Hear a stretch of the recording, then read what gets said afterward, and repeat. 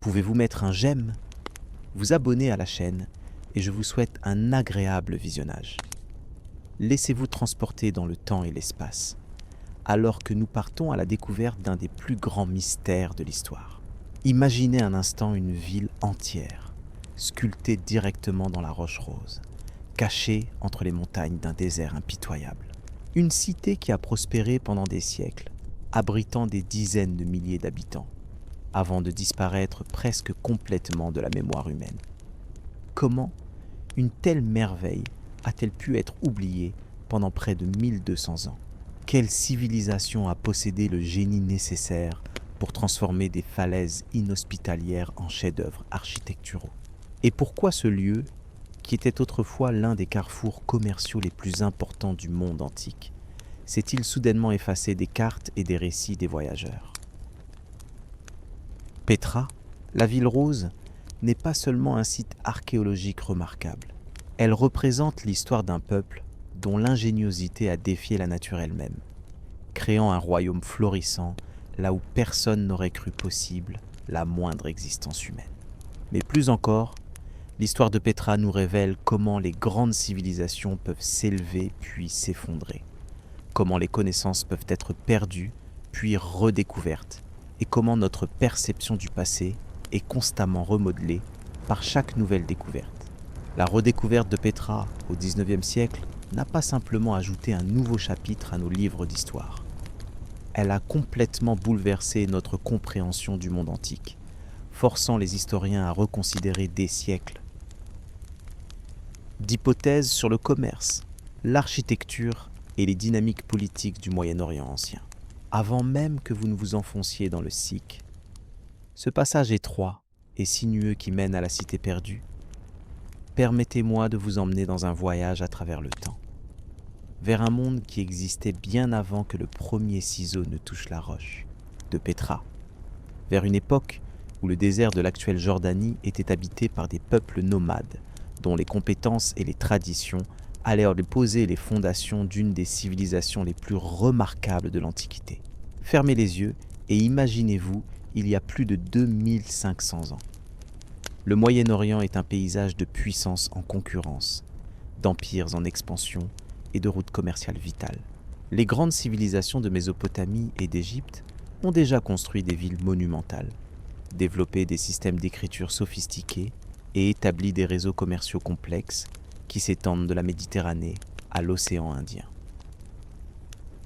Mais entre ces centres de pouvoir se trouve une vaste région désertique, considérée par beaucoup comme un simple obstacle à contourner, un terrain vague inhospitalier.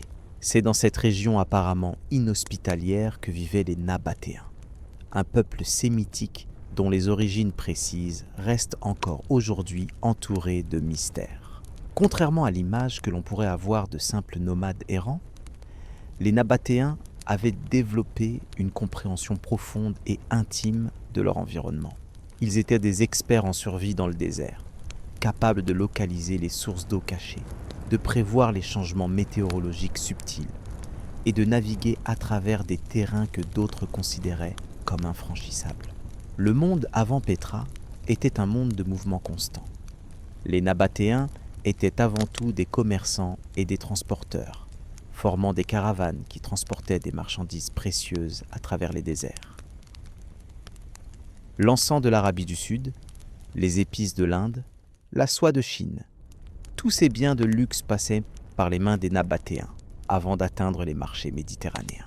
Ces marchands du désert avaient compris que leur véritable richesse ne résidait pas dans la possession de terres fertiles ou dans la construction de villes imposantes, mais dans leur capacité à contrôler et à faciliter le commerce à travers des régions que peu d'autres osaient traverser. Mais ce qui distinguait vraiment les Nabatéens des autres peuples nomades de la région, c'était leur remarquable capacité d'adaptation et d'innovation. Ils ne se contentaient pas de survivre dans le désert. Ils avaient appris à y prospérer. Et c'est cette capacité qui allait éventuellement les conduire à créer quelque chose d'extraordinaire. Une ville cachée au cœur de la montagne. Contrairement à la croyance populaire, les Nabatéens n'étaient pas un peuple primitif qui vivaient dans des tentes et se déplaçaient constamment à la recherche de pâturage. Il s'agissait d'une société sophistiquée avec une structure politique complexe, dirigée par un roi et un conseil de notables. Ils avaient développé leur propre écriture, une forme d'araméen qui allait plus tard évoluer vers l'écriture arabe.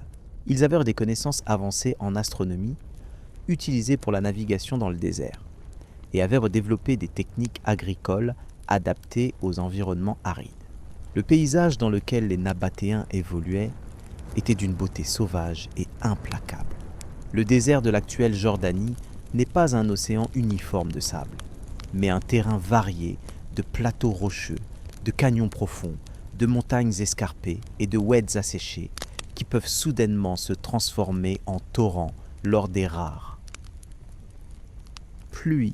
Les couleurs dominent, le rouge profond et l'ocre des formations rocheuses, le bleu intense du ciel désertique, et occasionnellement, après les pluies, des explosions de verre éphémères lorsque la vie végétale saisit sa brève opportunité de fleurir. Dans cet environnement, l'eau était plus précieuse que l'or. Et c'est peut-être la plus grande erreur de perception que nous avons sur les Nabatéens. Ils n'étaient pas simplement des nomades qui ont eu la chance de trouver un endroit propice pour s'installer. Ils étaient des ingénieurs hydrauliques de génie, capables de transformer un canyon aride en une oasis de verdure et de vie. Un mythe tenace veut que les civilisations du désert aient toujours été plus primitives que leurs voisines des régions fertiles, comme la Mésopotamie ou l'Égypte. Rien n'est plus faux. Les Nabatéens avaient développé des technologies et des systèmes sociaux parfaitement adaptés à leur environnement, souvent plus sophistiqués et certainement plus durables que ceux de leurs contemporains. Leur compréhension de l'hydrologie du désert, par exemple, était inégalée, leur permettant de recueillir, stocker et distribuer l'eau avec une efficacité remarquable. Ainsi, le monde avant Pétra n'était pas un vide attendant d'être rempli par la civilisation. C'était un monde dynamique, avec ses propres traditions, technologies et systèmes sociaux. Les Nabatéens avaient déjà créé une société florissante bien avant de commencer à sculpter leurs monuments dans la roche. Pétra ne serait pas une anomalie, mais l'expression physique d'une culture déjà riche et complexe. Imaginez le bruit d'une caravane de chameaux lourdement chargés, le tintement des clochettes attachées à leurs harnais, le crissement du sable sous leurs pas, les voix des marchands appelant dans des langues diverses. Imaginez l'odeur de l'encens, cette résine précieuse qui serait transportée des montagnes de l'Arabie du Sud jusqu'au temple de Rome et d'Athènes. Se mêlant au parfum épicé des marchandises exotiques et à l'odeur âcre de la sueur des hommes et des bêtes qui traversaient le désert implacable. C'est dans ce contexte que les Nabatéens ont commencé à envisager quelque chose de révolutionnaire. Un lieu permanent, non pas simplement comme un camp de base, mais comme une capitale digne de leur puissance commerciale croissante. Un endroit qui serait à la fois une déclaration de leur richesse et de leur sophistication, mais aussi stratégiquement situé et défendable. Un lieu qui servirait de plaque tournante pour leurs activités commerciales, tout en étant protégé des envahisseurs potentiels. Et ils ont trouvé l'endroit parfait, un bassin entouré de falaises, accessible uniquement par quelques passages étroits facilement défendables, avec une source d'eau fiable. Une rareté inestimable dans cette région. De plus, ces falaises n'étaient pas de simples pierres grises, mais une roche de grès aux teintes spectaculaires de rose, de rouge et d'ocre qui semblait s'embraser sous la lumière du soleil couchant. Mais avant même que la première tombe ne soit creusée dans la roche, avant que le premier temple ne soit imaginé, les Nabatéens avaient déjà accompli quelque chose d'extraordinaire. Ils avaient créé un système complexe de citernes, de barrages et de canaux pour capturer et stocker l'eau précieuse des rares pluies, transformant un canyon aride en un lieu où des milliers de personnes pourraient vivre et prospérer. Le génie des Nabatéens ne résidait pas seulement dans leur capacité à sculpter la pierre, mais dans leur compréhension profonde de la façon dont l'eau se déplace à travers le paysage désertique, comment elle peut être dirigée, stockée et utilisée avec une efficacité maximale. Ce n'est pas un hasard si Petra a pu soutenir une population importante dans un environnement aussi hostile. C'était le résultat d'une planification minutieuse et d'une ingénierie remarquable. Ainsi, avant même que Petra ne devienne la ville rose que nous connaissons aujourd'hui, les fondations d'une civilisation remarquable avaient déjà été posées. Les Nabatéens avaient transformé leur mode de vie nomade en un avantage stratégique, utilisant leur mobilité et leur connaissance du désert pour dominer les routes commerciales.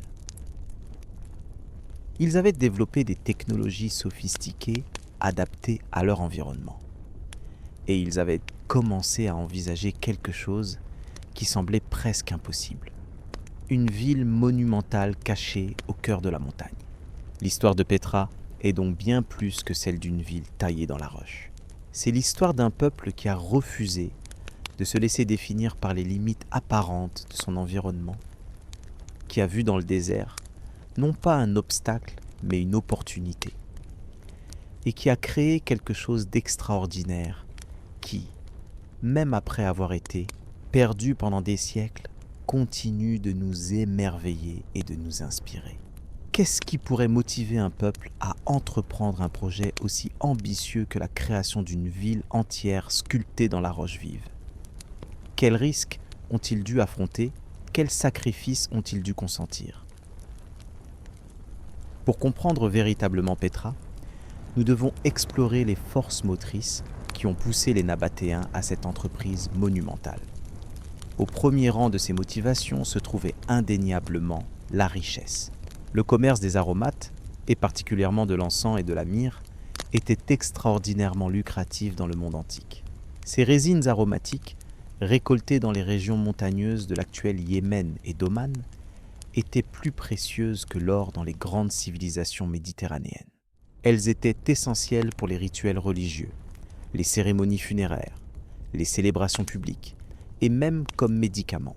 Et les Nabatéens contrôlaient les routes par lesquelles ces trésors aromatiques parvenaient au marché de l'Égypte, de la Grèce et de Rome. Imaginez les caravanes arrivant après des mois de voyages périlleux à travers les déserts d'Arabie, chargés de ballots d'encens soigneusement emballés. L'air lui-même devenait parfumé à leur approche. Les marchands, le visage brûlé par le soleil et tanné par les vents du désert, savaient que leur cargaison pourrait être vendue pour des sommes astronomiques une fois arrivés à destination.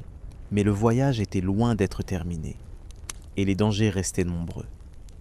Des brigands aux tempêtes de sable, des déserts impitoyables aux passages montagneux traîtres, chaque étape du voyage présentait ses propres périls. C'est ici que la deuxième motivation entre en jeu, la sécurité. Dans un monde où le commerce était vital, mais constamment menacé, la capacité à protéger les marchandises et les marchands représentait un avantage considérable. Petra, avec son accès limité à travers le Siq, ce couloir étroit qui serpente entre des falaises de plus de 100 mètres de haut, offrait une protection naturelle inestimable. Une poignée de gardiens postés à l'entrée du Siq pouvait défendre la ville contre une armée entière. Entendez le souffle du vent s'engouffrant dans les passages étroits, créant parfois un murmure, parfois un hurlement qui semble porter les voix des anciens gardiens. Sentez la fraîcheur soudaine lorsque vous entrez dans le Siq, où la température peut chuter de plusieurs degrés par rapport au désert environnant, offrant un répit bienvenu à ceux qui venaient de traverser les étendues brûlantes. La troisième motivation était politique et symbolique. À mesure que les Nabatéens accumulèrent des richesses et étendèrent leur influence, ils ressentèrent le besoin d'une capitale qui reflèterait leur puissance et leur sophistication. Petra n'était pas seulement fonctionnelle, elle était spectaculaire. Le Kazner, ce temple monumental qui apparaît soudainement à la sortie du Siq, n'était pas simplement un bâtiment, c'était une déclaration. Il disait aux visiteurs, aux rivaux et aux partenaires commerciaux potentiels: nous sommes une force avec laquelle il faut compter. Nous sommes les maîtres de ce territoire impossible. Nous pouvons plier la pierre elle-même à notre volonté. Mais il y avait aussi une motivation plus profonde, plus spirituelle. Les Nabatéens vénéraient les hauts lieux, les montagnes et les formations rocheuses inhabituelles qu'ils associaient à leur divinité. Dushara, leur dieu principal, était littéralement celui de la Shara. La Shara étant la chaîne montagneuse où se trouve Petra. En sculptant leurs temples et leurs tombes dans ces montagnes sacrées, les Nabatéens ne créaient pas simplement des structures. Ils communiaient avec leur dieu.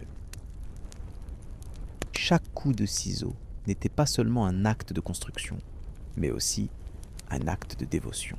Entendez les chants rituels qui devaient résonner dans les canyons, amplifiés par les parois rocheuses, créant une acoustique naturelle qui donnait aux cérémonies une dimension surnaturelle. Imaginez l'odeur de l'encens brûlant lors des offrandes aux divinités.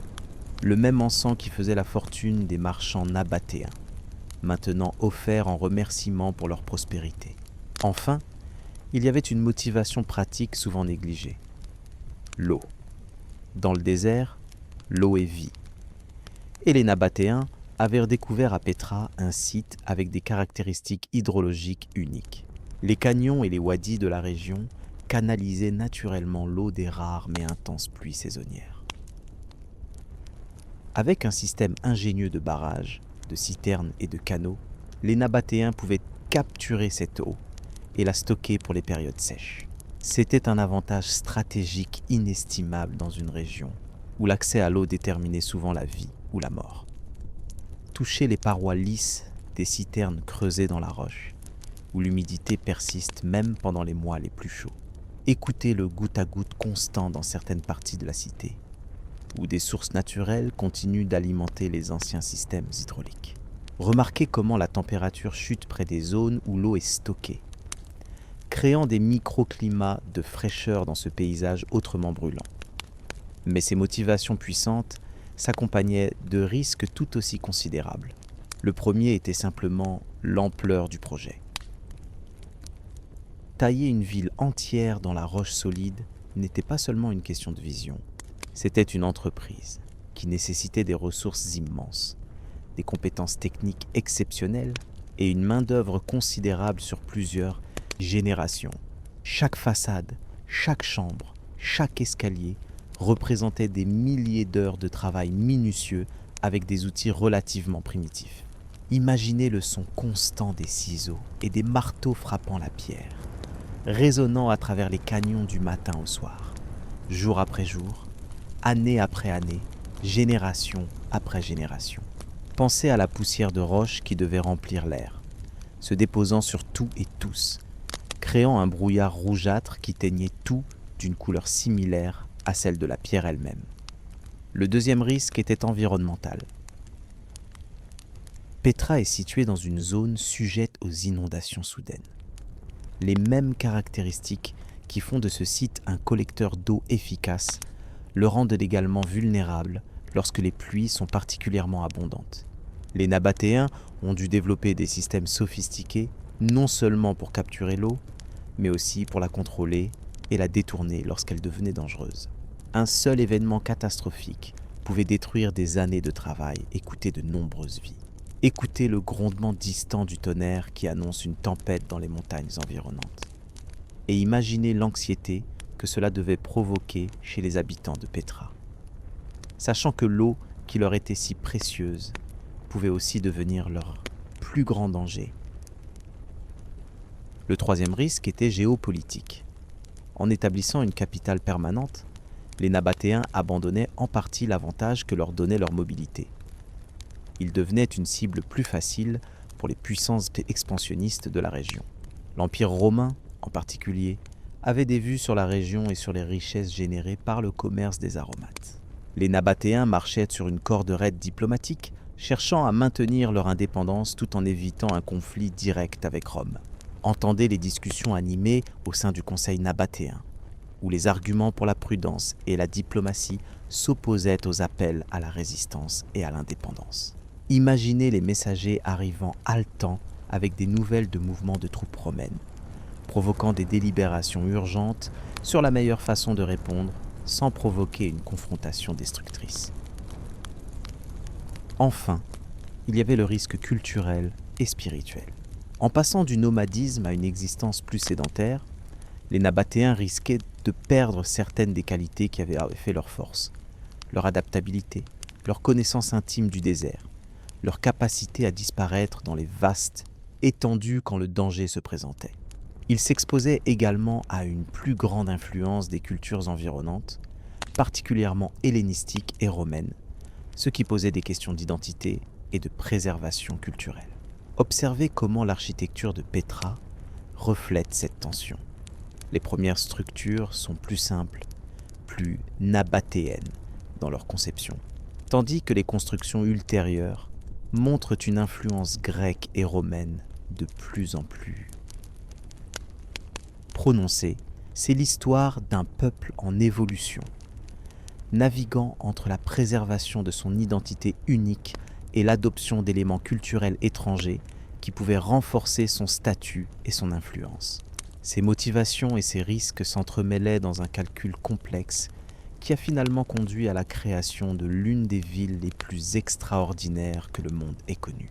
Les Nabatéens ont parié que les avantages d'une capitale permanente, impressionnante et défendable l'emporteraient sur les inconvénients de l'abandon partiel de leur mode de vie nomade. L'histoire leur a donné raison, du moins pour plusieurs siècles, pendant lesquels Pétra est devenu l'un des centres commerciaux et culturels les plus importants de la région. Dans un monde antique où la puissance était généralement associée aux vastes armées, aux territoires fertiles ou aux flottes imposantes, les Nabatéens ont créé un type de pouvoir différent, le contrôle des flux commerciaux à travers des territoires, que d'autres considéraient comme sans valeur. Leur génie a été de voir le potentiel là où d'autres ne voyaient que désolation, de transformer un obstacle en un atout, et finalement de sculpter dans la pierre elle-même un témoignage de leur vision unique du monde. Mais pour comprendre pleinement l'ampleur de leur réussite, nous devons suivre leurs pas à travers le désert, emprunter le chemin sinueux qui mène à leur cité cachée, et découvrir comment ce peuple remarquable a transformé un canyon isolé en une métropole florissante qui allait défier le temps lui-même. La route vers Pétra n'était pas seulement un voyage physique à travers des paysages inhospitaliers. C'était une traversée de frontières visibles et invisibles.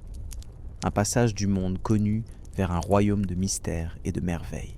Pour les marchands, les diplomates et les voyageurs qui s'aventurèrent vers la cité nabatéenne, le voyage lui-même était une initiation, une série d'épreuves qui préparaient l'esprit à la révélation qui attendait au bout du chemin. Le voyage commençait généralement dans l'une des grandes villes portuaires de la Méditerranée, Alexandrie, Gaza ou Tyr. Là, on pouvait entendre des rumeurs sur une ville extraordinaire cachée dans les montagnes du désert. Une cité rose sculptée dans la roche vive, où l'eau jaillissait miraculeusement des falaises arides et où les marchands s'enrichissaient en contrôlant le commerce des trésors d'Orient. Pour beaucoup, ces histoires semblaient trop fantastiques pour être vraies, des contes de voyageurs exagérés ou des légendes urbaines. Pourtant, l'encens et la myrrhe qui arrivaient sur ces marchés méditerranéens étaient bien réels, et les marchands nabatéens qui les apportaient parlaient effectivement d'une telle ville. Pour ceux qui décidèrent de s'aventurer vers Pétra, les préparatifs étaient exhaustifs. Il fallait se procurer des chameaux adaptés aux longues traversées désertiques, engager des guides expérimentés, souvent des Nabatéens eux-mêmes, et rassembler des provisions suffisantes, principalement de l'eau, mais aussi des aliments séchés qui pouvaient résister à la chaleur. Les vêtements devaient être adaptés aux températures extrêmes du désert, brûlantes le jour, parfois glaciales la nuit, des capes de laine épaisse, des turbans pour protéger la tête et le visage du soleil implacable et des vents chargés de sable, des sandales solides pour les terrains rocailleux. Chaque détail comptait pour la survie. Écoutez le brouhaha du marché au départ, le marchandage animé pour les chameaux et les provisions, les conseils des voyageurs expérimentés aux novices, les avertissements sur les dangers de la route, le tintement des pièces de monnaie échangées. Sentez les odeurs mêlées des épices, des animaux, de la sueur humaine et de la poussière omniprésente, créant cette atmosphère unique des caravansérails où des personnes de différentes cultures et langues se rassemblent avant de s'aventurer dans l'inconnu. Le voyage proprement dit commençait généralement à l'aube. pour profiter de la fraîcheur relative du matin. Les caravanes s'étiraient en longues files, les chameaux attachés les uns aux autres, leurs clochettes tintant rythmiquement à chaque pas. Le paysage changeait progressivement, passant des terres agricoles côtières aux collines plus arides, puis au véritable désert.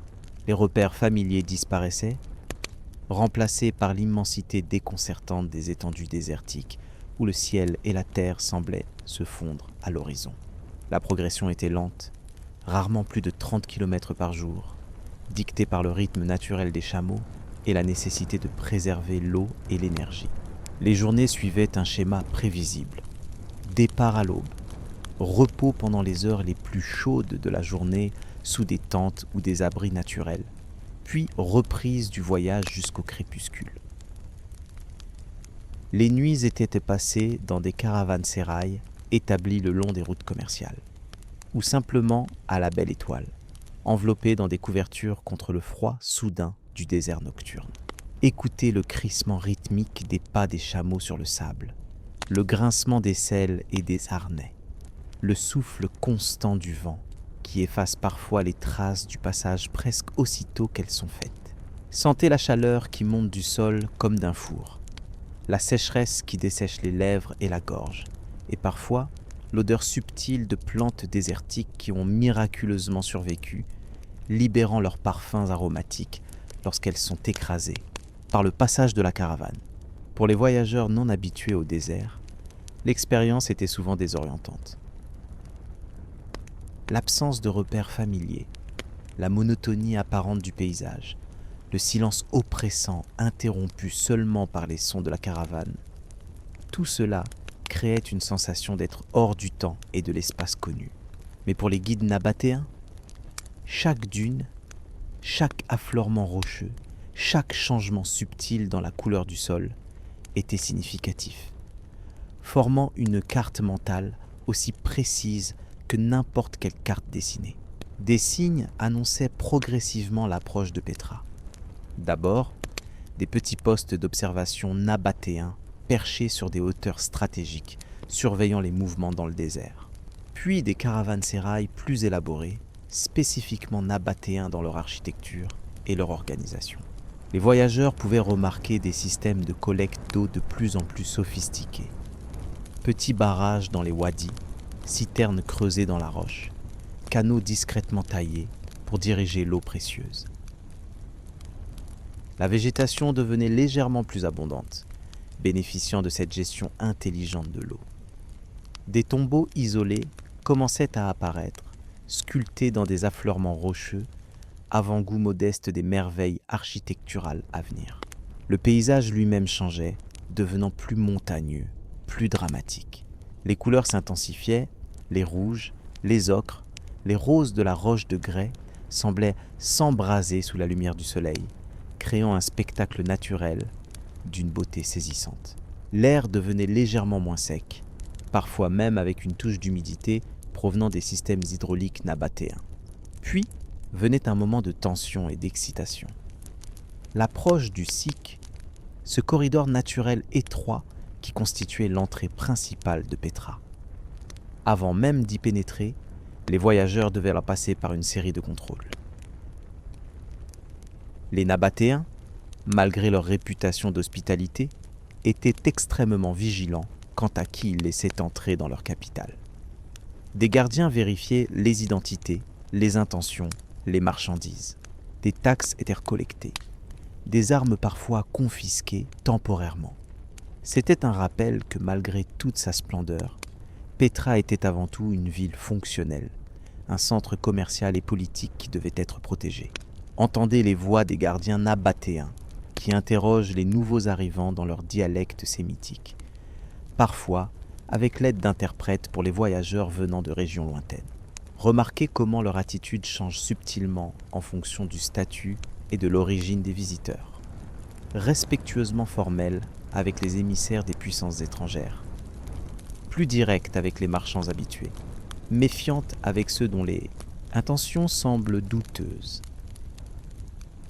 Finalement, après avoir satisfait aux exigences des gardiens, les voyageurs étaient autorisés à entrer dans le Siq.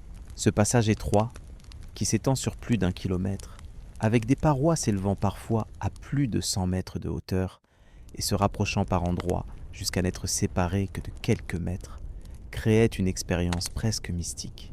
La lumière y pénétrait de façon dramatique, créant des jeux d'ombre et de lumière qui changeaient constamment au fil de la journée. L'acoustique était particulière, amplifiant certains sons tout en étouffant d'autres, créant parfois des échos surprenants. Pour les Nabatéens, le SIC n'était pas seulement un accident géologique pratique pour la défense. C'était un espace sacré, une transition entre le monde extérieur et le cœur spirituel et politique de leur royaume. Des niches votives étaient taillées dans les parois, contenant des bétiles, pierres sacrées représentant leur divinité. De petits canaux couraient le long du passage, partie intégrante de leur système hydraulique, guidant l'eau précieuse vers le centre de la cité. Des pavés, dont certains sont encore visibles aujourd'hui, facilitaient le passage des personnes et des marchandises. La progression à travers le SIC était nécessairement lente. Les chameaux devaient avancer en file indienne. La lumière était souvent faible, créant un contraste saisissant avec l'éclat aveuglant du désert. La température chutait sensiblement, offrant un répit bienvenu après le voyage sous le soleil brûlant. L'atmosphère devenait de plus en plus chargée d'anticipation à mesure que les voyageurs s'enfonçaient dans cette faille impressionnante, se demandant ce qui pouvait bien les attendre à la sortie. Et puis, après le dernier tournant du SIC, venait le moment que les récits ne pouvaient jamais pleinement préparer. La première vision du Kasneh, le trésor. Cette façade monumentale de 40 mètres de haut, d'une perfection architecturale stupéfiante, sculptée directement dans la falaise de grès rose.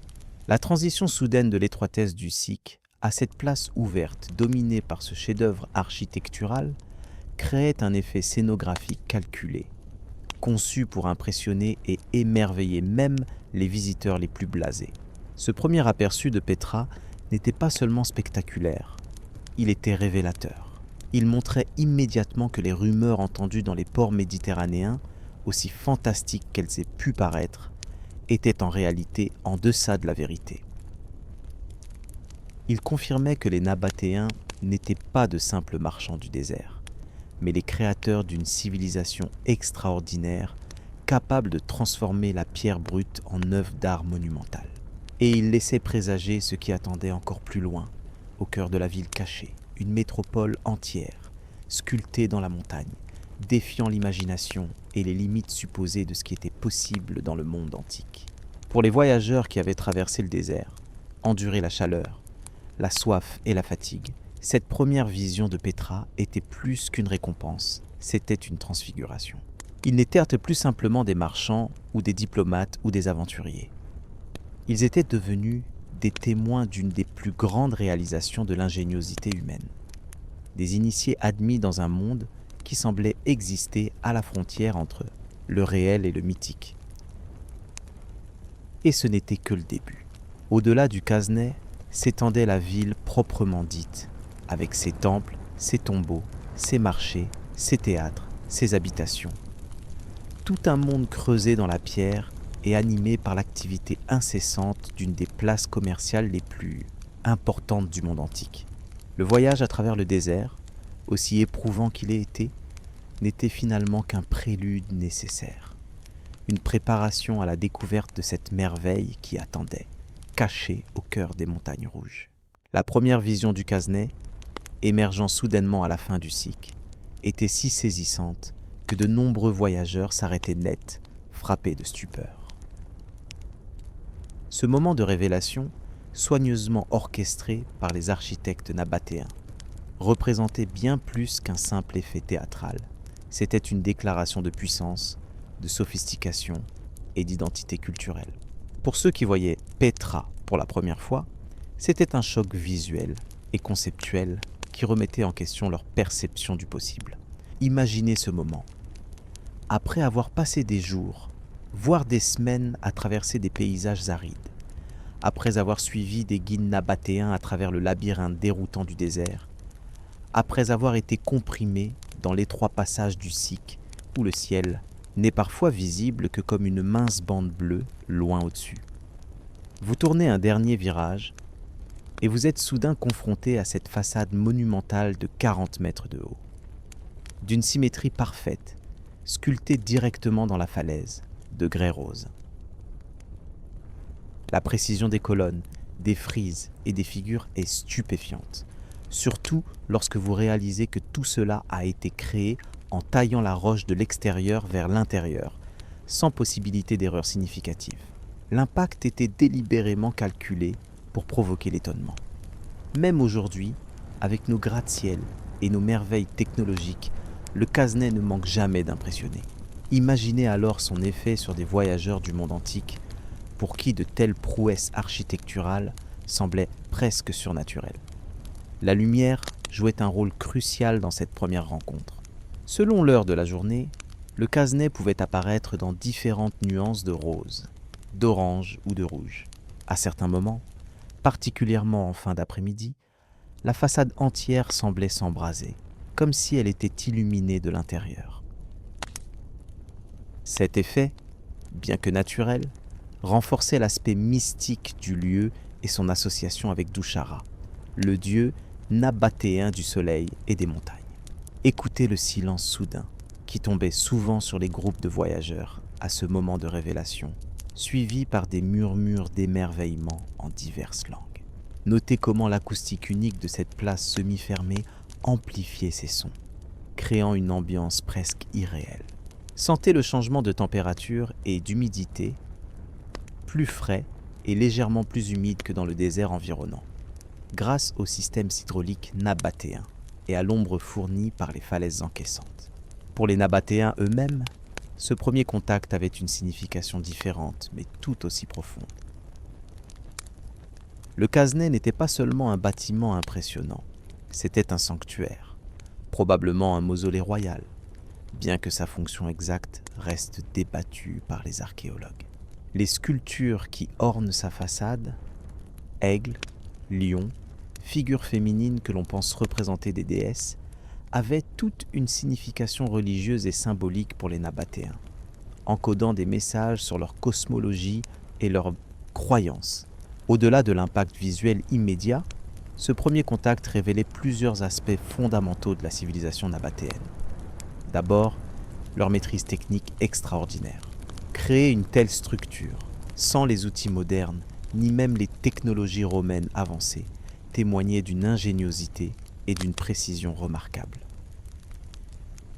Ensuite, leur syncrétisme culturel, le Quesnay montre clairement des influences hellénistiques dans son design, révélant que malgré leur isolement géographique, les Nabatéens étaient en contact avec les courants artistiques dominants de la Méditerranée orientale. Enfin, leur prospérité exceptionnelle, seule une société extrêmement riche pouvait se permettre de consacrer tant de ressources à des projets architecturaux aussi ambitieux. Mais ce premier contact n'était que le prélude. En s'avançant au-delà du Quesnay, les visiteurs découvraient que Petra n'était pas simplement un monument isolé, mais une ville entière, un réseau complexe de structures taillées dans la roche, de bâtiments construits, de places publiques et d'infrastructures sophistiquées. Le site s'ouvrait sur une large vallée entourée de falaises, où le génie nabatéen s'exprimait à une échelle encore plus impressionnante. La rue principale, pavée de pierres plates soigneusement ajustées, s'étendait depuis la place du Quesnay jusqu'au cœur de la cité. Des deux côtés s'alignaient des façades sculptées de diverses tailles et styles, certaines servant de tombeaux, d'autres de temples ou de bâtiments administratifs. Au-delà s'étendait un vaste complexe urbain, comprenant un théâtre romain pouvant accueillir 4000 spectateurs, des temples monumentaux comme le Qasr al-Bint, des marchés animés, des quartiers résidentiels, des bains publics et un réseau élaboré de canalisation d'eau. Entendez le brouhaha des marchés, où des langues diverses se mêlaient, le nabatéen local, bien sûr, mais aussi l'araméen, le grec, le latin, et les dialectes des marchands venus d'aussi loin que l'Inde ou l'Afrique de l'Est. Écoutez le martèlement constant des artisans qui continuaient à tailler de nouvelles structures dans la roche, le claquement des sandales sur les pavés, les appels à la prière vers les différentes divinités vénérées dans cette ville cosmopolite. Sentez les odeurs mêlées d'épices exotiques, d'encens brûlant dans les temples, de cuir et de métaux travaillés dans les ateliers, de pain frais et de viande rôtie préparée dans les nombreuses tavernes qui servaient à la population permanente et les visiteurs. Pour les nouveaux arrivants, cette première immersion dans la vie de Petra était souvent déconcertante. Comment une telle métropole, grouillant d'activité et de vie, pouvait-elle exister au milieu d'un environnement aussi hostile? Comment l'eau, si rare dans le désert environnant, pouvait-elle être si abondante ici, au point de permettre des fontaines publiques et des bains? Comment une société que beaucoup considéraient encore comme barbare ou primitive avait-elle pu créer une ville qui rivalisait en sophistication avec Alexandrie ou Athènes? La réponse, que les visiteurs découvraient progressivement, résidait dans le génie particulier des Nabatéens, leur capacité à transformer les contraintes en opportunités, à voir le potentiel là où d'autres ne voyaient que des obstacles. Le site même de Petra, ce bassin entouré de falaises dans une région par ailleurs aride, était en fait idéalement configuré pour recueillir et stocker l'eau des rares mais intenses pluies saisonnières. Les Nabatéens avaient simplement reconnu ce potentiel et l'avaient développé à un niveau extraordinaire de sophistication.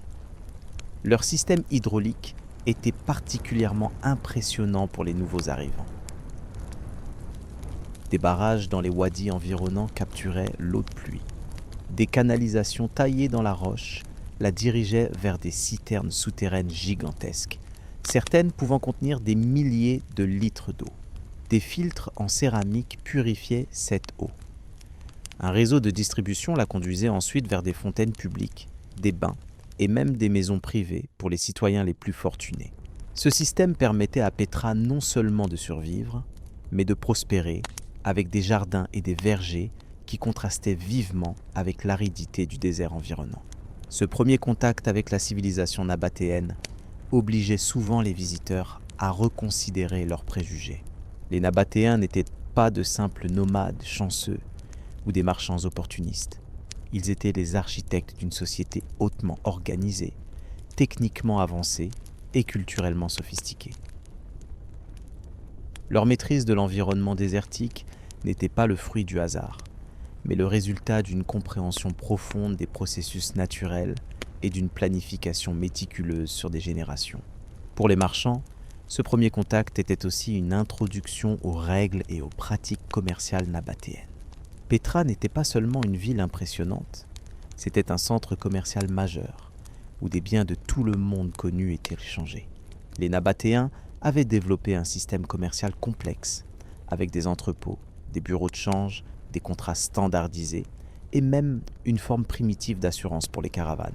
Ils imposaient des taxes sur les marchandises transitant par leur territoire, mais offraient en contrepartie protection, infrastructure et accès à un réseau commercial étendu. Pour les diplomates et les émissaires politiques, ce premier contact révélait une puissance régionale avec laquelle il fallait compter. Petra n'était pas simplement une curiosité architecturale. C'était la capitale d'un royaume qui contrôlait les routes commerciales vitales et générait des richesses immenses.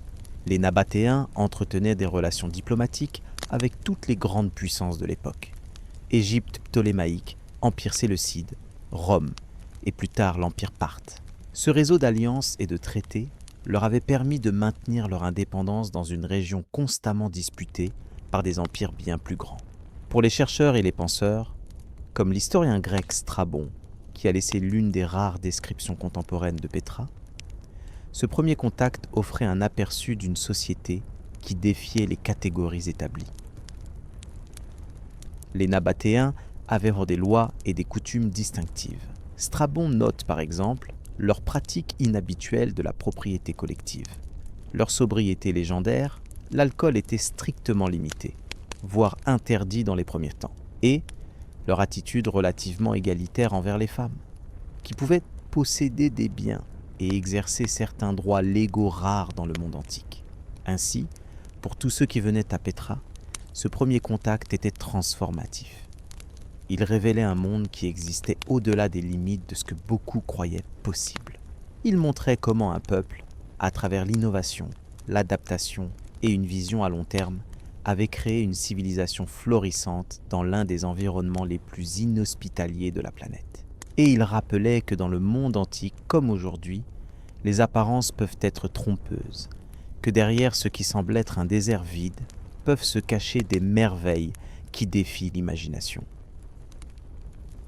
Ce premier contact avec Petra n'était pas la fin du voyage, mais plutôt le début d'une nouvelle phase. Pour certains visiteurs, ce serait une brève escale commerciale ou diplomatique. Pour d'autres, ce serait le début d'un séjour prolongé, voire d'une nouvelle vie dans cette cité cosmopolite. Mais pour tous, cette rencontre initiale avec la ville rose resterait gravée dans la mémoire comme un moment où les frontières du possible avaient été repoussées, où le génie humain avait triomphé des contraintes de la nature, et où l'inconnu s'était révélé plus merveilleux que tout ce qu'ils auraient pu imaginer. L'histoire de Petra ne s'est pas arrêtée à sa création monumentale. Comme toute grande civilisation, les Nabatéens ont connu une période d'expansion et d'intensification qui a transformé leur royaume d'une puissance locale en un acteur majeur sur la scène internationale. Cette escalade de leur influence a façonné non seulement leur propre société, mais aussi l'histoire plus large de la région. La période la plus florissante de Petra a commencé environ au 1er siècle avant notre ère et s'est étendue jusqu'au 1er siècle de notre ère. Durant cette période, souvent appelée l'âge d'or nabatéen, le commerce des aromates atteignit son apogée, générant des richesses immenses qui furent réinvesties dans l'expansion de la capitale et du royaume. L'escalade de l'ambition architecturale est particulièrement visible dans l'évolution des monuments de Petra. Si le Kasneh impressionne par sa finesse et sa précision, le Deir, ou monastère, construit plus tard dans une zone plus élevée et plus isolée de Petra, stupéfie par son échelle encore plus monumentale. Sa façade mesure près de 50 mètres de large et 45 mètres de haut. L'effort nécessaire pour tailler une telle structure dans la roche, à une altitude considérable et dans un lieu relativement inaccessible, témoigne d'une société au sommet de sa confiance et de ses capacités techniques. Entendez l'écho des marteaux et des ciseaux contre la pierre, amplifié par les parois rocheuses environnantes, créant une symphonie de construction qui devait résonner à travers les canyons. Imaginez les équipes d'artisans suspendues sur des échafaudages précaires, travaillant pendant des années, voire des décennies, pour créer ces façades monumentales. Ressentez la poussière fine de la roche qui imprègne tout, créant une brume rosée qui teinte l'air lui-même lors des périodes d'activité intense. Cette escalade architecturale s'accompagnait d'une expansion territoriale. Sous des rois ambitieux comme Arétas III et Arétas IV, le royaume nabatéen étendit son influence bien au-delà de son cœur désertique. Au nord, il englobait des parties de ce qui est aujourd'hui la Syrie. À l'ouest, il atteignait la péninsule du Sinaï et s'approchait dangereusement de l'Égypte ptolémaïque. Au sud, il contrôlait des routes commerciales jusqu'au Hedjaz dans l'actuelle Arabie Saoudite. Cette expansion n'était pas principalement militaire. Les Nabatéens n'étaient pas connus comme de grands conquérants. Elle se faisait plutôt par une combinaison de diplomatie habile, d'alliances stratégiques, de contrôle économique et d'assimilation culturelle. Leur modèle d'expansion reflétait leur origine de marchands du désert. Pragmatique, adaptable et centré sur le contrôle des flux commerciaux plutôt que sur la domination territoriale pure. L'administration de ce royaume en expansion nécessitait une bureaucratie de plus en plus sophistiquée. Les archives nabatéennes, dont malheureusement peu ont survécu, comprenaient des registres commerciaux détaillés, des documents juridiques, des traités diplomatiques et des registres fiscaux. Une classe de scribes professionnels émergeait, utilisant l'écriture nabatéenne, une forme d'araméen qui allait plus tard influencer le développement de l'écriture arabe. Écoutez le grattement des calames sur le papyrus ou le cuir, dans les bureaux administratifs de Petra, où des fonctionnaires enregistraient méthodiquement les flux de marchandises, calculaient les taxes dues et rédigeaient la correspondance officiel avec les royaumes voisins. Imaginez les messagers partant régulièrement avec des lettres scellées du sceau royal, transportant les ordres et les nouvelles aux gouverneurs des provinces éloignées du royaume nabatéen. Cette bureaucratisation croissante s'accompagnait d'une institutionnalisation religieuse. Les pratiques religieuses nabatéennes, initialement centrées sur des cultes de plein air et des pierres sacrées, bétil, évoluèrent vers des formes plus élaborées. Des temples monumentaux furent construits, comme le Qasr al-Bind au centre de Petra, un édifice qui combinait des éléments de l'architecture nabatéenne traditionnelle avec des influences hellénistiques. Un clergé organisé émergea, avec des rituels standardisés et un calendrier religieux officiel. La religion elle-même connut une escalade dans sa complexité.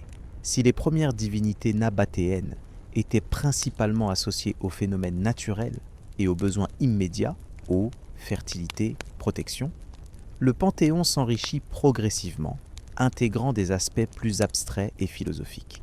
Dushara, initialement un dieu de la montagne, devint progressivement une divinité plus universelle, avec des attributs similaires à ceux de Zeus ou Jupiter dans le monde gréco-romain. Cette période d'escalade ne fut pas sans crise. Petra connut plusieurs événements catastrophiques qui mirent à l'épreuve la résilience de la société nabatéenne. Des tremblements de terre endommagèrent périodiquement la ville, nécessitant des reconstructions majeures. Des inondations soudaines, malgré les systèmes hydrauliques sophistiqués, causaient parfois des dommages considérables et des pertes de vie. Ces crises, cependant, semblent avoir renforcé plutôt qu'affaibli la cohésion sociale, stimulant des innovations techniques et des adaptations qui rendaient la ville encore plus résistante. Écoutez le grondement distant d'un tremblement de terre, le craquement des structures sous la contrainte, puis les cris de ceux qui organisent les secours. Imaginez l'activité frénétique après une catastrophe, alors que les Nabatéens réparent, reconstruisent et souvent améliorent leur structure, transformant l'adversité en opportunité d'innovation. Un défi plus constant venait de l'environnement politique changeant. L'expansion de l'Empire romain représentait une menace croissante pour l'indépendance nabatéenne. Les Romains, ayant conquis la Syrie et la Judée voisine, regardaient avec convoitise les richesses générées par le commerce des aromates. Cependant, les Nabatéens réussirent remarquablement bien à maintenir leur autonomie à travers une diplomatie habile, devenant des alliés ou clients de Rome plutôt que des sujets directs. Cette relation diplomatique complexe est illustrée par l'adoption croissante d'éléments culturels romains à Petra. Le théâtre, pouvant accueillir environ 4000 spectateurs, est un exemple frappant d'architecture romaine adaptée au contexte nabatéen. De même, certaines maisons de l'élite adoptaient des caractéristiques typiquement romaines comme les atriums et les mosaïques. Cette adoption n'était pas simplement de l'imitation, c'était une stratégie délibérée pour signaler une sophistication culturelle et une compatibilité avec le monde romain, tout en maintenant une identité distinctement nabatéenne. L'économie de Petra connut également une escalade en termes de complexité et d'intégration. Si le commerce des aromates restait la principale source de richesse, les Nabatéens diversifièrent leurs activités économiques. L'agriculture fut développée dans les zones où l'irrigation était possible, avec des terrasses cultivées et des systèmes sophistiqués de gestion de l'eau. L'artisanat se spécialisa avec une production de céramique distinctive, reconnaissable à sa finesse extraordinaire et à ses décorations peintes. Le secteur financier émergea avec des prêteurs et des changeurs qui facilitaient le commerce international. Cette escalade économique est visible dans l'expansion des marchés et des zones commerciales de Petra. Le centre de la ville devint de plus en plus densément construit, avec des boutiques, des entrepôts et des installations commerciales spécialisées. Des zones résidentielles distinctes émergèrent, reflétant une stratification sociale croissante. Les habitations les plus luxueuses, avec des cours intérieures, des systèmes d'eau courante et des décorations élaborées, témoignent de l'émergence d'une classe d'élite urbaine prospère. Sentez l'animation des marchés de Petra, où des marchandises du monde entier étaient échangées, la soie de Chine, les épices d'Inde, l'ivoire d'Afrique, le verre de Syrie, les métaux précieux d'Anatolie. Entendez le marchandage en plusieurs langues, les annonces des crieurs publics, le tintement des pièces de monnaie diverses qui circulaient dans cette plaque tournante commerciale. L'escalade se manifestait également dans la démographie. La population de Pétra atteignit probablement son apogée au 1er siècle de notre ère, avec des estimations variant entre 20 000 et 30 000 habitants permanents. Un chiffre remarquable pour une ville située dans un environnement aussi aride. Cette population était extraordinairement diverse pour l'époque, comprenant non seulement des Nabatéens, mais aussi des Grecs, des Juifs, des Égyptiens, des Syriens, des Arabes d'autres tribus, et même des marchands venus d'aussi loin que l'Inde. Cette diversité culturelle est reflétée dans les pratiques funéraires visibles à Pétra. Les tombeaux nabatéens traditionnels, avec leurs façades élaborées taillées dans la roche, côtoient des tombes d'influence clairement hellénistique ou romaine. Les inscriptions funéraires sont rédigées en nabatéen, en grec et parfois en latin. Les objets funéraires révèlent des croyances et des pratiques variées concernant l'au-delà. Cependant, cette période d'escalade et d'expansion portait en elle les germes de vulnérabilité future. La dépendance à l'égard du commerce des aromates, bien que lucrative, exposait l'économie nabatéenne aux fluctuations des marchés internationaux et à la concurrence. L'adoption croissante d'éléments culturels étrangers, tout en facilitant les relations diplomatiques, risquait d'éroder l'identité culturelle distincte qui avait fait la force des Nabatéens. L'urbanisation croissante éloignait de plus en plus de Nabatéens de leurs racines nomades et des compétences de survie dans le désert, qui avaient été cruciales pour leur succès initial. Surtout, l'expansion territoriale, bien que témoignant de la puissance croissante du royaume, créait des frontières de plus en plus longues à défendre et amenait les Nabatéens en contact direct avec des puissances bien plus grandes, notamment Rome. La diplomatie habile qui avait maintenu l'indépendance nabatéenne dépendait en grande partie des compétences de rois individuels et de la valeur stratégique que Rome accordait à un royaume client stable dans la région. Ainsi, l'escalade qui caractérisait cette période dorée de Pétra contenait paradoxalement les facteurs qui allaient éventuellement conduire à son déclin. Comme de nombreuses civilisations avant et après, les Nabatéens découvriraient que le succès lui-même peut créer de nouveaux défis, que l'expansion peut conduire à la surextension, et que l'adaptation culturelle, si elle va trop loin, peut diluer les forces distinctives d'une société. Néanmoins, durant cette période d'escalade, Pétra représentait l'un des exemples les plus remarquables de la capacité humaine à prospérer dans des conditions défavorables, à créer la beauté et la sophistication dans un environnement apparemment hostile et à forger une civilisation qui marierait des traditions indigènes uniques avec des influences internationales diverses. C'était un moment où les Nabatéens semblaient avoir trouvé un équilibre parfait entre innovation et tradition, entre intégration et indépendance, entre adaptation à leur environnement et transformation de celui-ci. L'impact de Pétra et de la civilisation nabatéenne s'est étendu bien au-delà des frontières de leur royaume et a persisté longtemps après que leur capitale rose ait perdu sa position prééminente. Ces conséquences majeures, souvent sous-estimées dans les récits historiques traditionnels, ont façonné de manière significative le développement économique, culturel et politique du monde méditerranéen et moyen-oriental. Sur le plan économique, le contrôle nabatéen des routes d'aromates a restructuré les schémas commerciaux de l'Antiquité.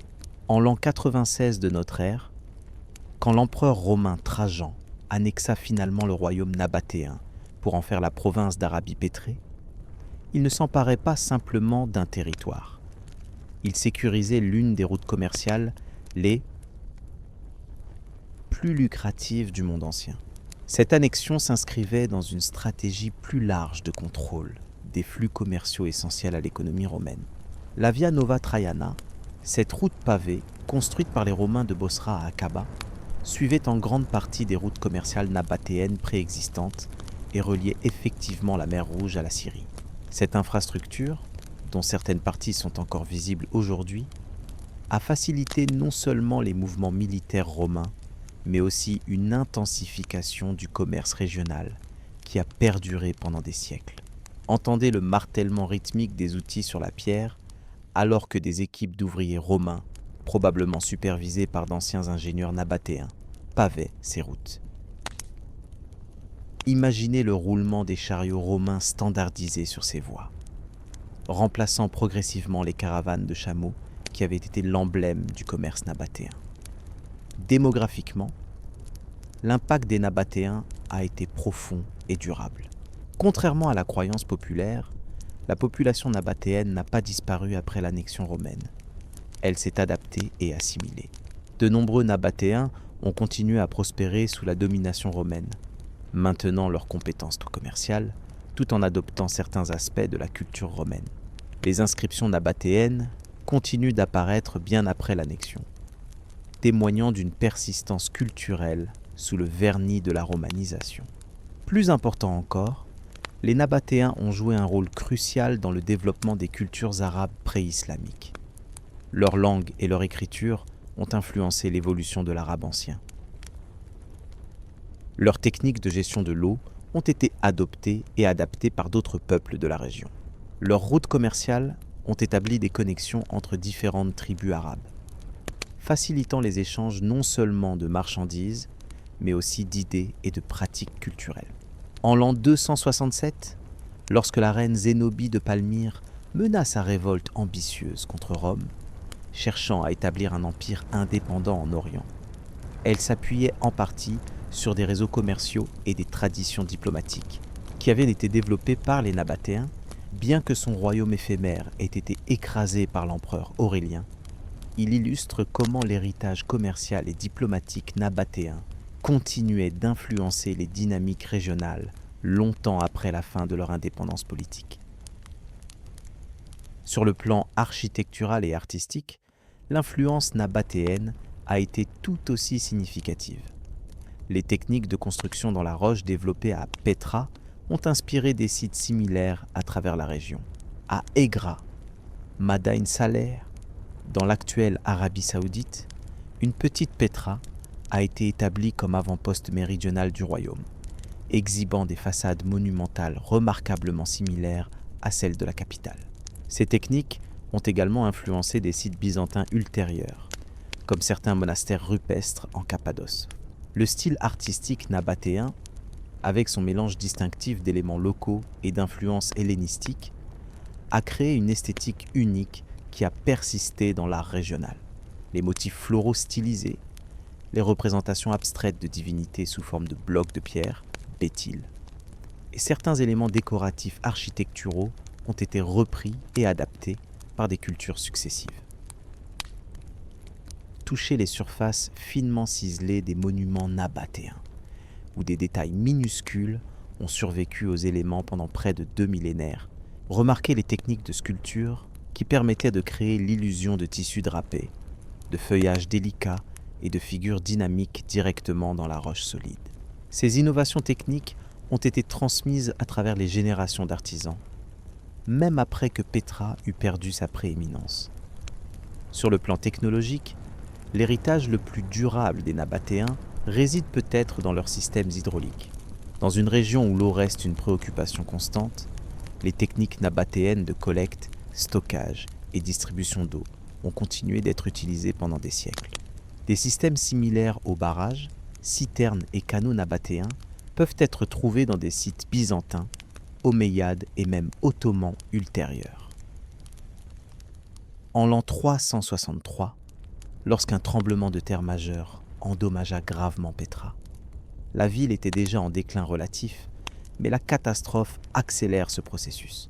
Pourtant, même alors, certains quartiers continuèrent d'être habités, et l'infrastructure hydraulique, témoignant de sa remarquable conception, continua de fonctionner. Des communautés chrétiennes byzantines s'établirent plus tard à Petra, convertissant certains monuments nabatéens en églises et construisant de nouvelles structures religieuses, comme l'église byzantine dont les mosaïques impressionnantes ont été découvertes dans les années 1990. Entendez les psaumes chrétiens qui résonnèrent dans les canyons où autrefois on invoquait Dushara et Al-Uzza. Imaginez les processions de fidèles portant des croix, là où jadis on transportait des bétiles sacrés. Cette transformation religieuse illustre comment Petra, même en déclin, continuait d'être un centre spirituel significatif, son caractère sacré transcendant les changements de croyances spécifiques. Politiquement, l'organisation du royaume nabatéen a fourni un modèle important pour la gestion des zones désertiques et des routes commerciales. Les Romains, après l'annexion, ont largement conservé les structures administratives nabatéennes, reconnaissant leur efficacité. Ce modèle de gouvernance, combinant un contrôle central fort avec une flexibilité locale considérable, particulièrement adaptée aux environnements désertiques, a influencé les approches administratives des empires ultérieurs dans la région.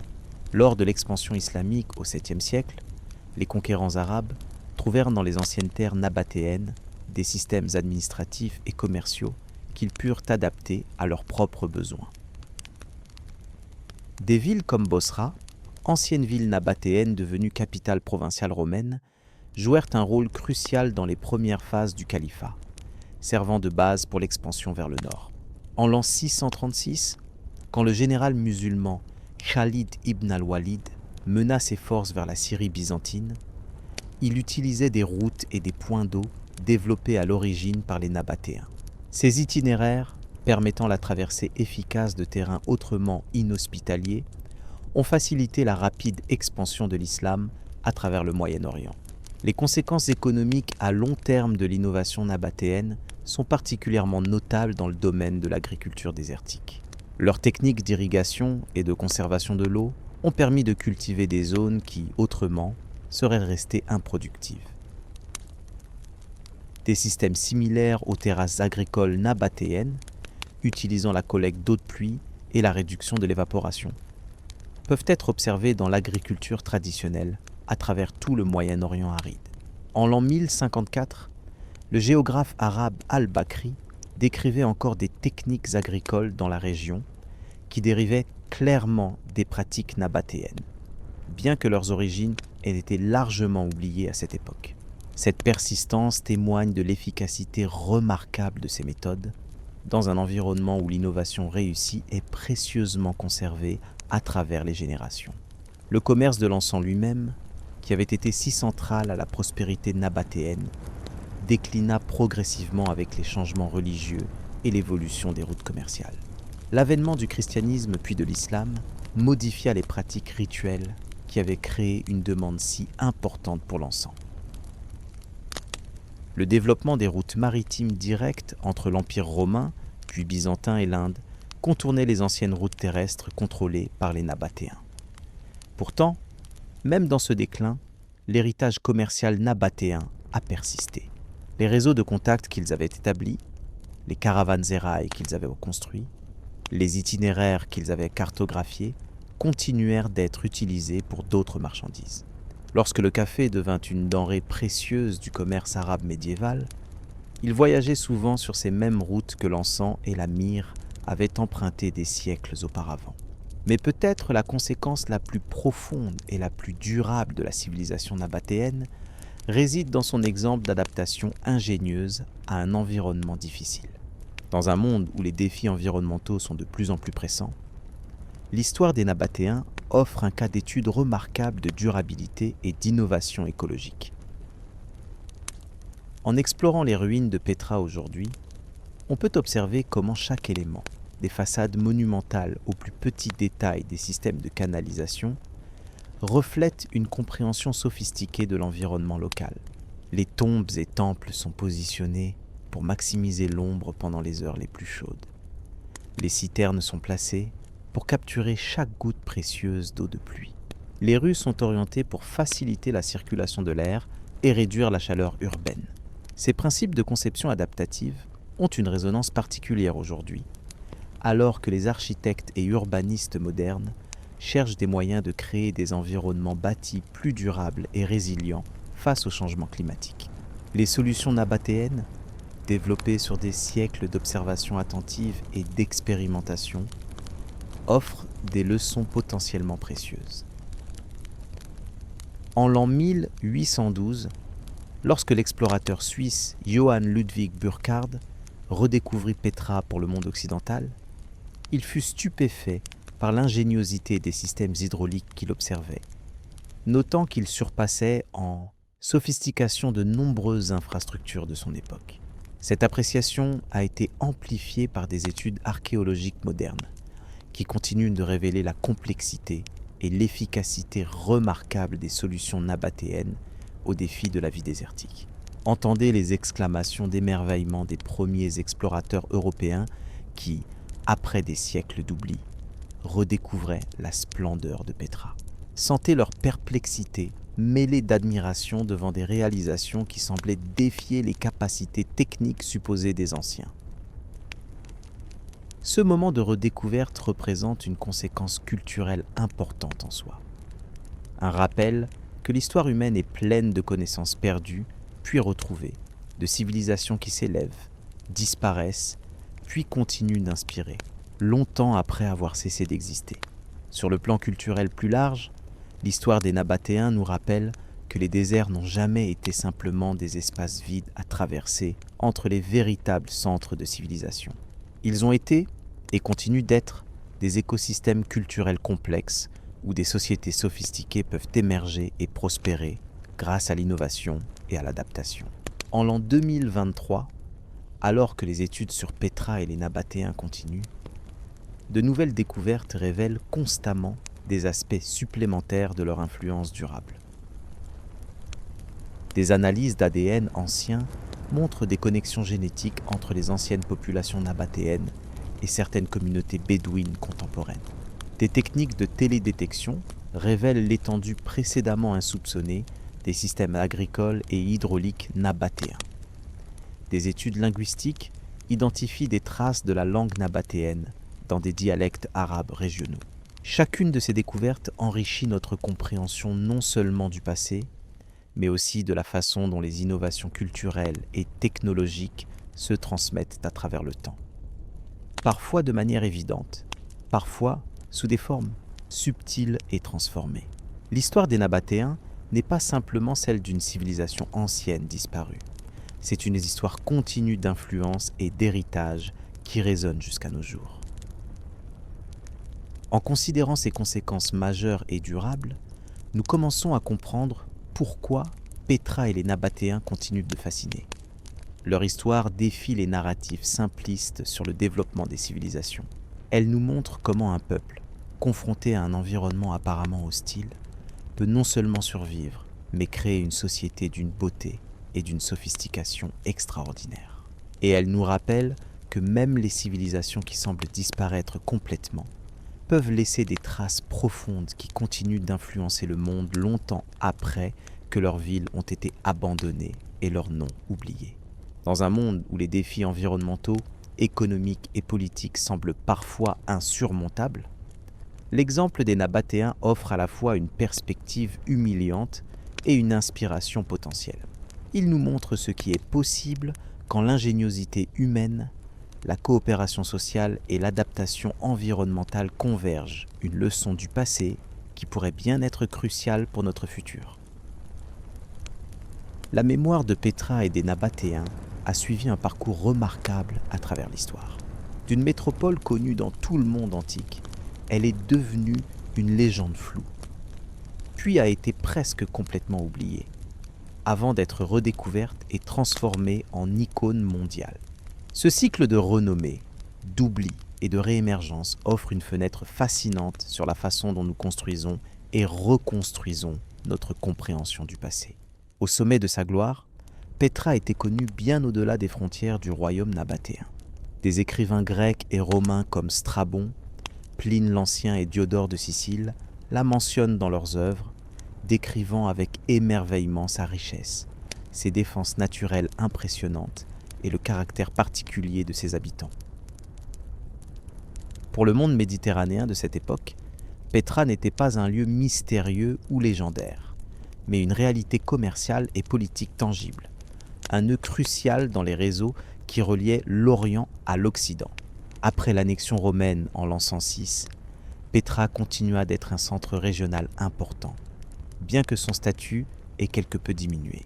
Rebaptisée officiellement Petra Metropolis, elle resta la capitale de la nouvelle province d'Arabie pétrée pendant un certain temps, avant que ce rôle ne soit transféré à Bosra.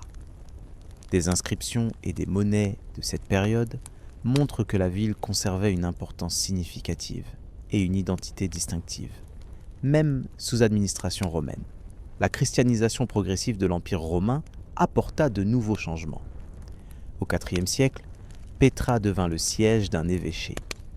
Des églises furent construites, certaines incorporant des éléments des structures nabatéennes préexistantes. Des mentions de Petra apparaissent dans des textes ecclésiastiques et des registres de conciles où ses évêques sont listés parmi les participants. La ville était désormais intégrée dans un nouveau réseau, celui de la chrétienté orientale naissante. Entendez les débats théologiques qui résonnaient dans les nouvelles églises de Petra, où des questions sur la nature du Christ et les structures de l'autorité ecclésiastique étaient discutées avec passion. Imaginez les processions religieuses traversant des espaces qui, quelques siècles auparavant, avaient abrité des rituels très différents dédiés à Douchara et Al-Uzza. Cette couche chrétienne ajoutait une nouvelle dimension à la mémoire culturelle de la ville. Le déclin graduel de Petra s'accéléra après un tremblement de terre dévastateur en l'an 363, suivi par des changements économiques qui diminuèrent l'importance des routes commerciales traversant la région. La conquête islamique au 7e siècle marqua un autre tournant. Bien que certaines parties de Petra soient restées habitées, la ville perdit progressivement sa position de centre urbain significatif. Curieusement, c'est durant cette période de déclin physique que Petra commença sa transformation en lieu légendaire dans l'imagination collective. Des récits semi-mythiques commencèrent à circuler, mêlant des faits historiques à des éléments fantastiques. Dans certaines traditions, Petra était associée à des figures bibliques. Certains l'identifiaient à Séla, mentionné dans l'Ancien Testament. D'autres y voyaient un lieu visité par Moïse durant l'Exode. Une légende particulièrement persistante reliait Petra au trésor du pharaon, suggérant que les richesses de l'Égypte ancienne avaient été cachées dans ces structures monumentales. Cette histoire, qui n'a aucun fondement historique, explique pourquoi la structure la plus emblématique de Petra est encore aujourd'hui appelée Al-Khazneh, ou le trésor. Les marques de balles visibles sur sa façade témoignent des tentatives de chasseurs de trésors au fil des siècles pour libérer les richesses supposément cachées à l'intérieur. Dans les récits médiévaux islamiques, Petra apparaît occasionnellement, souvent sous des noms différents ou avec des descriptions qui la rendent difficile à identifier avec certitude.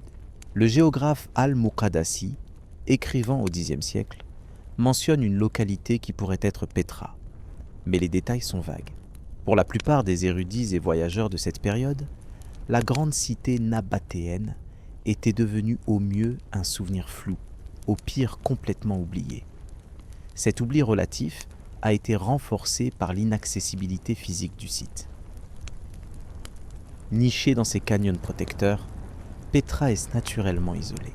Avec le déplacement des principales routes commerciales et la diminution de sa population, elle devint progressivement une ville fantôme, connue principalement des tribus bédouines locales qui utilisaient occasionnellement ces structures comme abris temporaires ou qui guidaient de rares voyageurs égarés à travers ces ruines.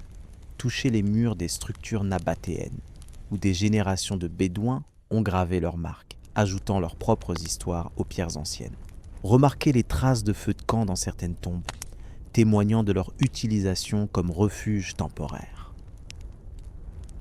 Ces signes d'occupation intermittente ont maintenu un mince fil de continuité humaine à Petra, même durant ces siècles les plus silencieux. La redécouverte de Petra par le monde occidental est généralement attribuée à l'explorateur suisse Johann Ludwig Burckhardt en 1812. Voyageant déguisé en marchand arabe et se faisant appeler Cheikh Ibrahim, Burckhardt entendit parler de ruines extraordinaires près du village de Wadi Moussa. Prétendant vouloir offrir un sacrifice au tombeau du prophète Aaron, situé à proximité, il persuada des guides locaux de l'emmener à Petra. Son journal décrit éloquemment sa stupéfaction devant ce qu'il découvrit tout en notant qu'il devait contenir son émerveillement pour ne pas trahir sa véritable identité et ses motivations. Burckhardt reconnut immédiatement l'importance de sa découverte, identifiant correctement le site comme l'ancienne Pétra décrite par les auteurs classiques. Sa publication posthume, Travels in Syria and the Holy Land, incluant ses observations sur Pétra, déclencha une vague d'intérêt qui ne s'est jamais vraiment tarie depuis. La réintégration de Pétra dans la conscience occidentale s'accéléra avec les visites d'autres voyageurs notables. Les lithographies de David Roberts, publiées dans les années 1840, présentèrent les splendeurs visuelles de Pétra à un public européen plus large. Ces images romantiques, bien qu'artistiquement embellies, capturaient néanmoins l'essence dramatique du site et contribuèrent significativement à sa mystique croissante. En 1868, l'expédition américaine menée par le lieutenant William Francis Lynch incluait Pétra dans son exploration plus large de la région. Leurs descriptions et mesures plus scientifiques complétèrent les récits plus impressionnistes des premiers visiteurs, commençant le long processus de documentation archéologique qui continue jusqu'à aujourd'hui. Cette période vit aussi l'émergence de Pétra comme destination pour un tourisme d'élite précoce. Des visiteurs fortunés et aventureux, principalement britanniques et européens, entreprirent le voyage difficile, engageant des guides locaux et campant parmi les ruines.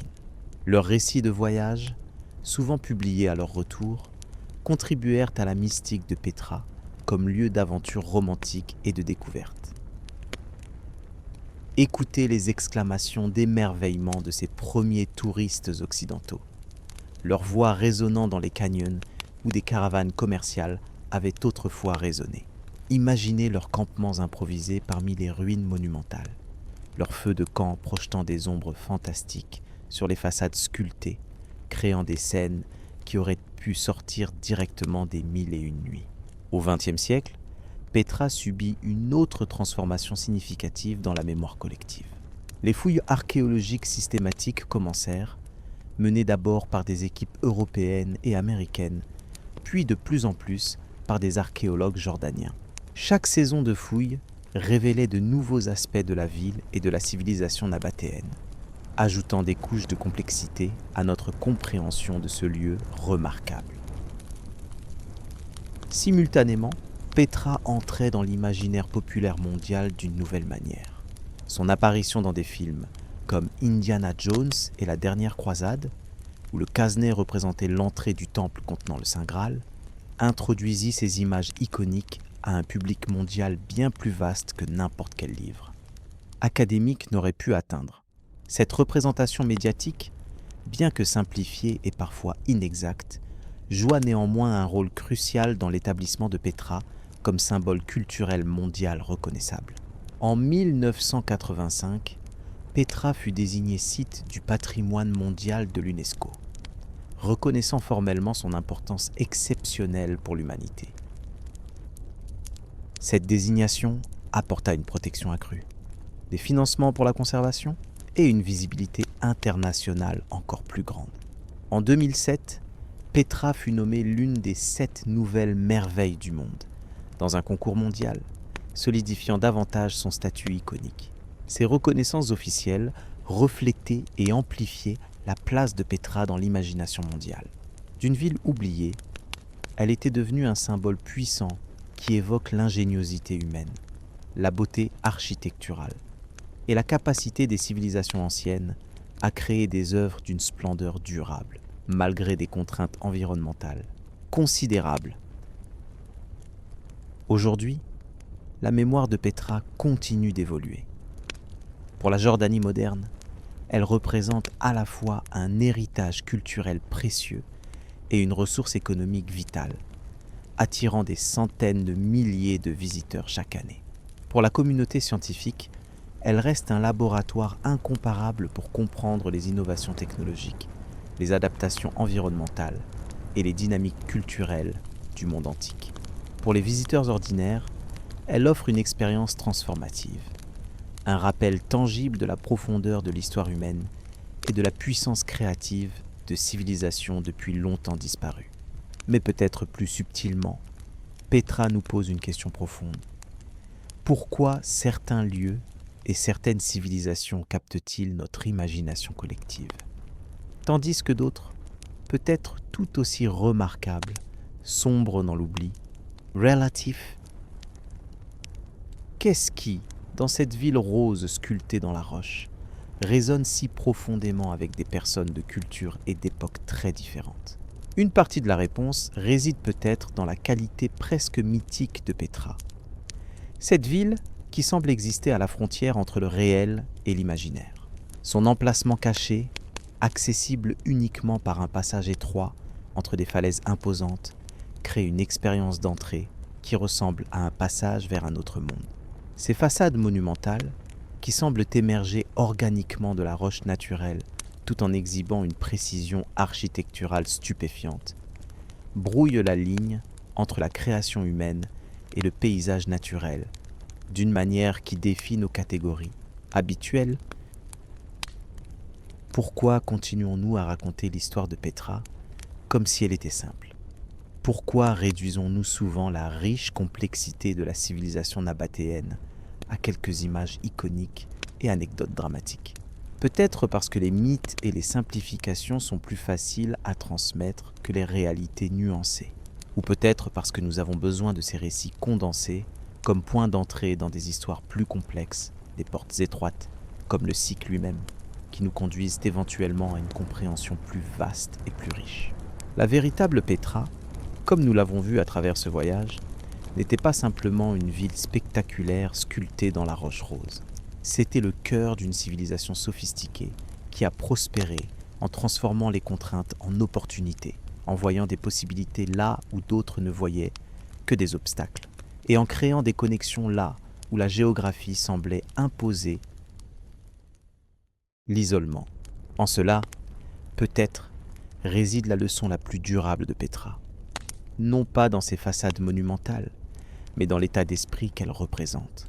Un état d'esprit qui refuse d'accepter les limites apparentes de l'environnement, qui trouve des solutions innovantes à des défis apparemment insurmontables, et qui comprend que la véritable richesse ne réside pas nécessairement dans la possession de ressources abondantes, mais dans la capacité à maximiser la valeur de celles qui sont disponibles. Alors que nous contemplons les défis de notre propre époque, changement climatique, épuisement des ressources, division culturelle, l'exemple des Nabatéens offre peut-être non pas des solutions spécifiques, mais une approche. Voir le potentiel, là où d'autres voient parfois des problèmes, adapter plutôt que dominer, connecter plutôt que diviser. La mémoire de Petra, comme la ville elle-même, n'est pas un artefact statique du passé, mais une création vivante et évolutive. Chaque génération y apporte ses propres questions et préoccupations, trouvant dans ces pierres roses des réflexions de ses propres défis et aspirations.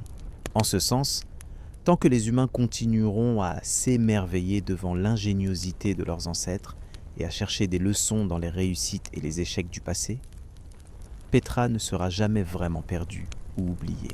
N'hésitez pas à proposer des thèmes pour de nouvelles histoires dans les commentaires, à vous abonner à la chaîne et à mettre un j'aime à cette vidéo.